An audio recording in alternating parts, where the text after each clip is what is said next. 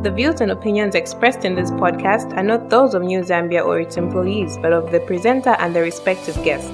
The New Zambia podcast is powered and proudly brought to you by New Zambia Media. Welcome to another exciting episode of the New Zambia podcast. I'm your host, Mutepa Puta.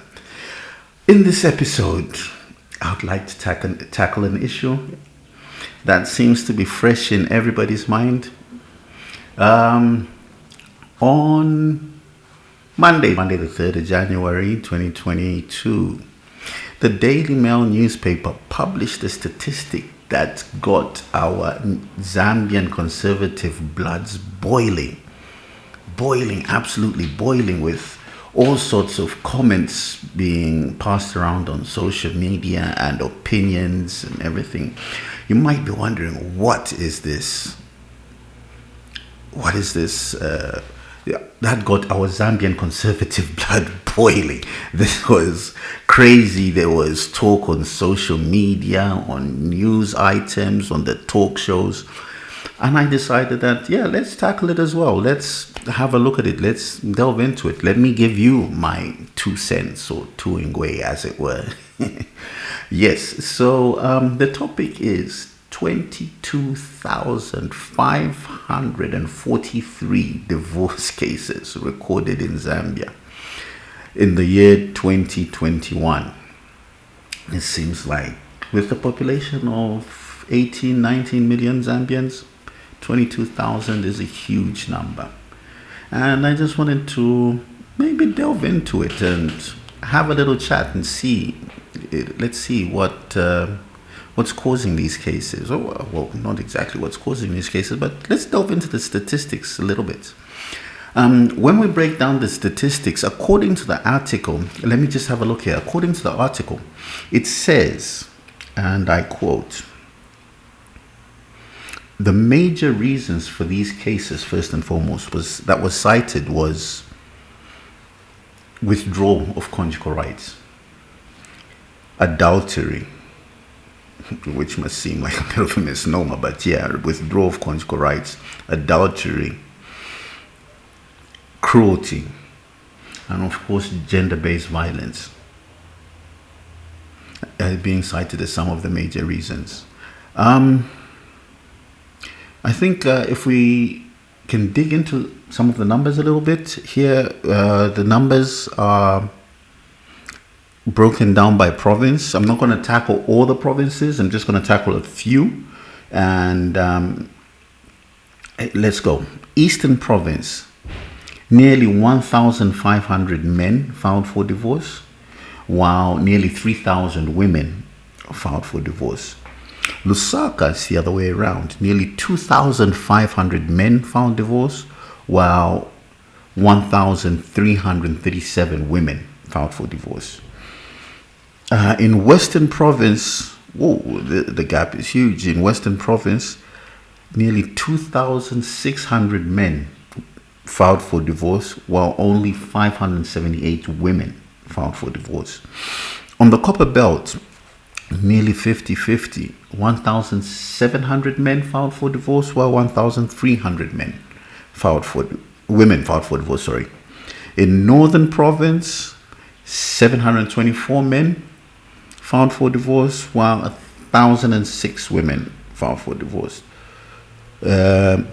Northwestern Province, 450 men filed for divorce, while 800 women filed for divorce. It would be nice to have been able to delve into these statistics a little bit more deeply, in terms of breaking them down in what I could call breaking them down into demographics. We look at period of marriage. We look at age of the violence. We look at the income level, education level, things like that. But I think we can just look at them as they are and add a little bit of assumption and give our 2 cents. I mean, when you look at these statistics, it is sad. it's sad to note that people are going through divorces, because to us, we're going through this and we're looking at it, it's a statistic, it's numbers and things like that. But that is 22,000 homes that are broken, 22,000 households that are broken, 22 families that have to deal with some trauma, countless number of children. So, I mean, if we just took an average of maybe 3 children per household, you're talking 66,000 children affected just by this one statistic alone. These numbers, they get big very quickly. I think when we go into social media, on the different social media platforms,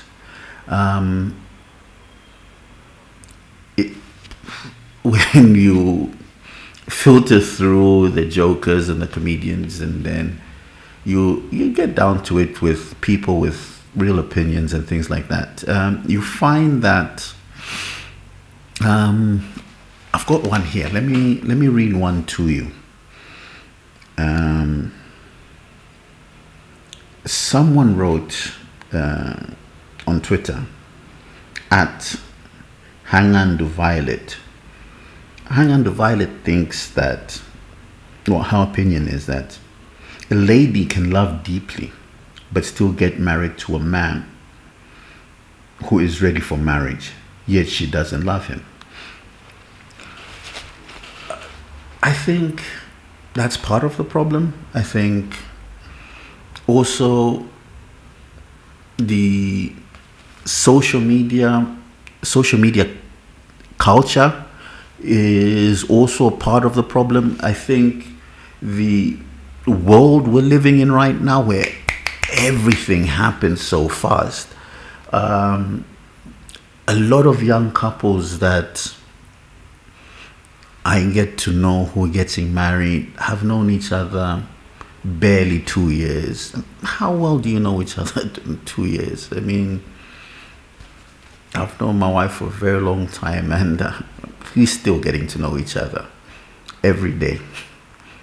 So yeah, I mean, you can't know everyone 100%, but give it time so that you know each other enough. On the other hand, once you do jump into these things, our conservative culture wants us to stick it out, and I think that's where the backlash comes from. Stick it out. But you're human. We're all human. We make mistakes, and we should be able to correct our mistakes. We shouldn't have to live with our mistakes and struggle with our mistakes. I think we ought to be able to correct our mistakes and move on. Sometimes, I was talking earlier on about traumatized kids. Sometimes kids are more traumatized when they're watching their parents battle it out night in and night out for the sake of living in so-called, or living in a traditional home with the father, mother, and children. But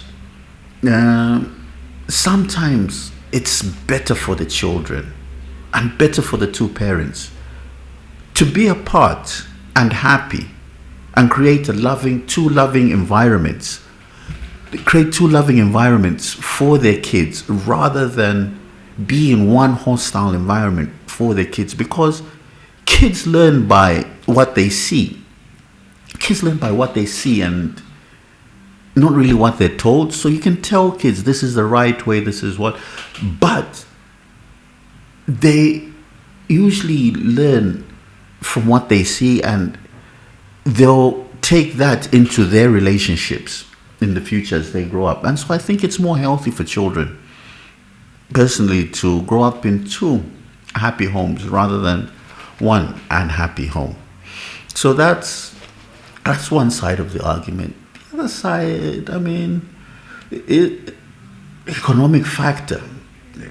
we can't run away from it, eh? We can't run away from it. The economic factor, you know, the social media influence. Oh, my husband bought me a car for my birthday, and it's all posted on social media, and everyone's got that to see. Oh, my husband just bought me roses. So then does that mean that my husband cares less for me than the other one who bought a car, you know? I think part of it is also learning to live in your own lane, I guess. Live in your own lane. Do your own thing, you know? Yeah, I think this is a topic that I would really love to delve into quite deeply. And what I'll do for you, viewers, I think what I'll do is I'll try and get in two guests soon.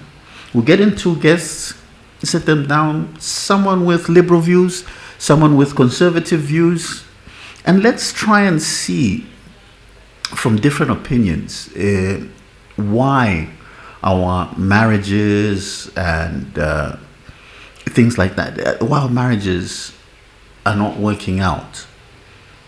And is it a bad thing? I mean, do we have to live in a traditional home?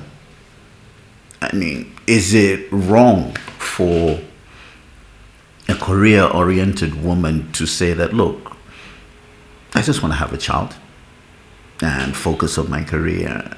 Relationships, I don't do relationships.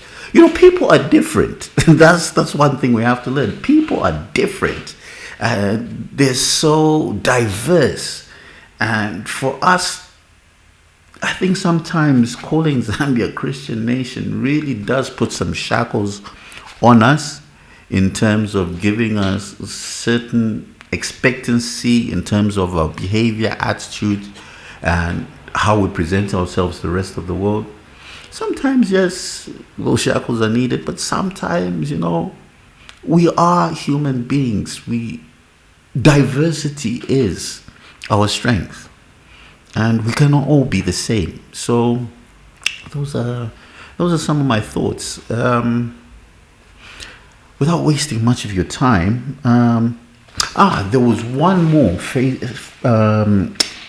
Twitter post that I saw. This was a Twitter post from @IsaacPeary360. And Isaac believes that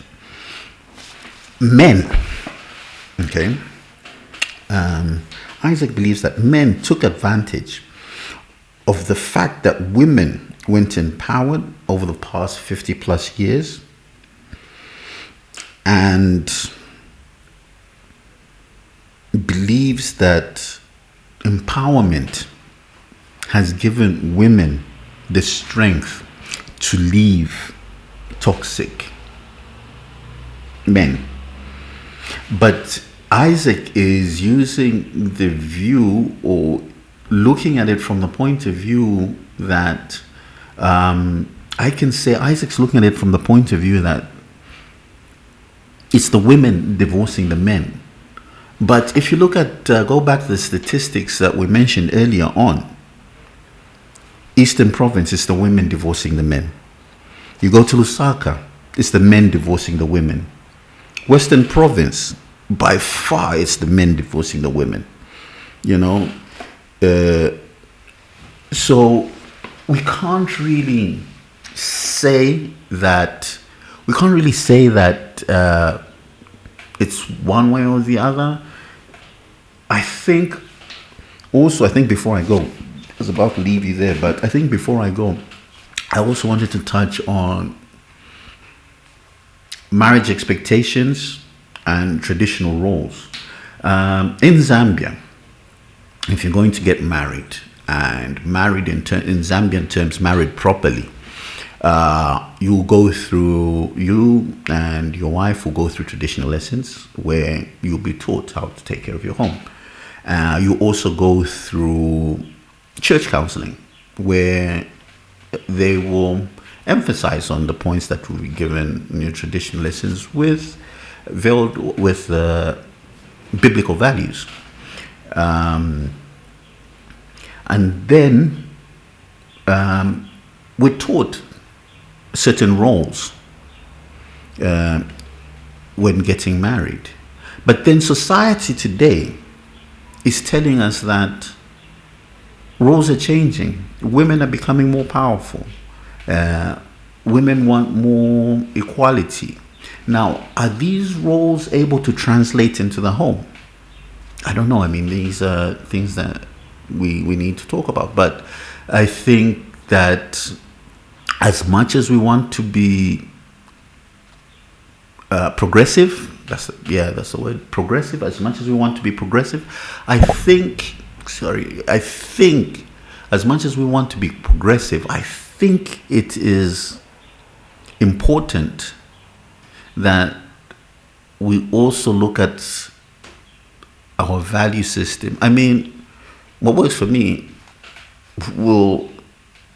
may not work for you, and what works for you may not work for me, but with women empowerment coming on, we are going to find a situation in the future where I think, and I know I might get raked over the coals for this opinion, but it's just an opinion. I think that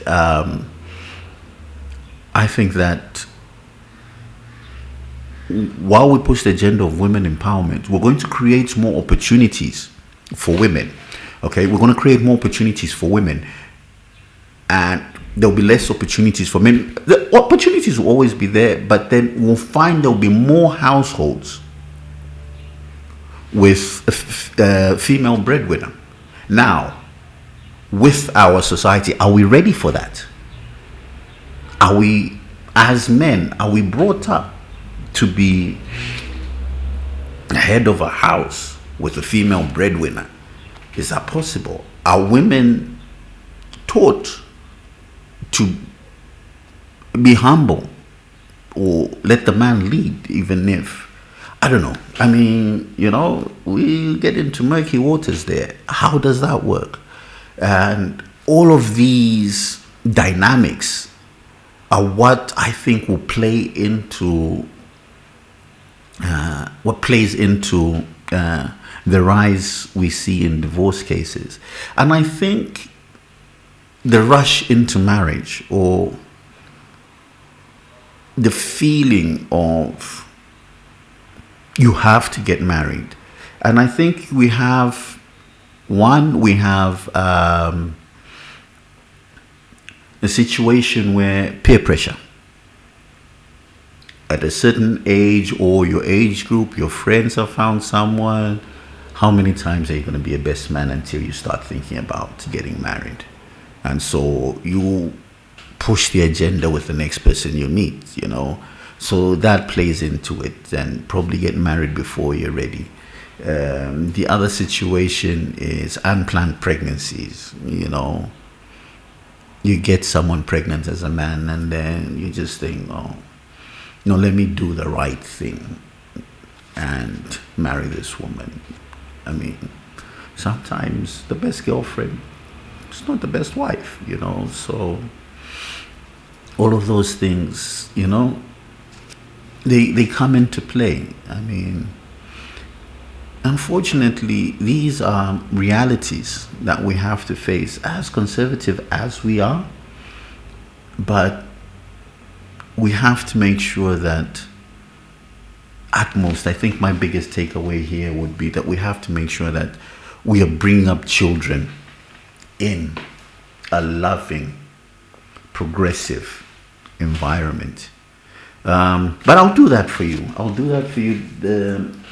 In the next few episodes, I'll try and organize a short discussion with a couple of panelists so that we can really rake this discussion over the coals and see if we can, what other opinions say. I mean, this is just my opinion, and and I think I'll end there. So, New Zambia fans, thank you once again for taking your time out. Your time is so precious to me, and I know your time is so precious to you. So thank you for taking your time to enjoy another episode of our podcast. We really, really appreciate. And remember, please, suggestions on topics that you'd like us to touch would be great. Also, comments, good and bad, rake me over the coals. Tell me what you think. Good, bad.